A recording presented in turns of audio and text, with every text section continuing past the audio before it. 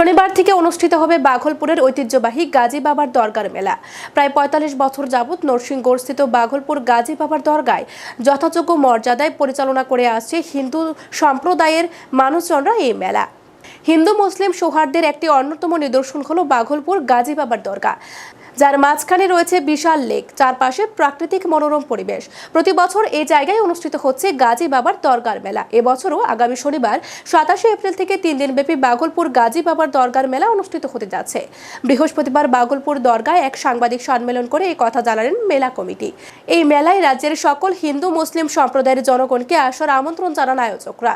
এদিনের এই সাংবাদিক সম্মেলনে উপস্থিত ছিলেন দরগা কমিটির সম্পাদক দেবজ্যোতি দেব, মেলা কমিটির সভাপতি সুভাষ সরকার, সম্পাদক সুভাষ সূত্রধর সহ অন্যান্যরা।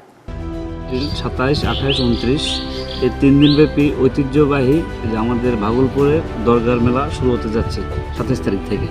তো বিগত ৪০ থেকে ৪৫ বছর যাবত এই মেলাটা এখানে হচ্ছে।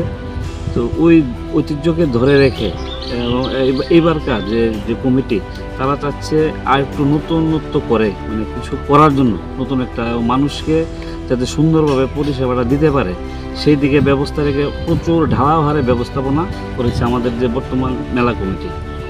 তো প্রত্যেকবারই এই মেলায় প্রচুর লোকের সমাগম হয়, বিগত দিনও হয়েছে, কিন্তু এবার আরেকটু আমরা ইচ্ছা, যেহেতু নির্বাচন গেছে অনেক জায়গায়, আমাদের পাশাপাশি দুর্গাবাড়ি এলাকার মেলাটাও হয়নি, তো সেই জন্য মানুষ উৎসাহ নিয়ে বসে আছে কবে দরগার মেলা হবে।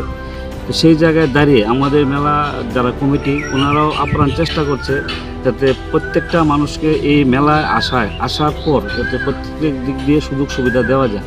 আর যেহেতু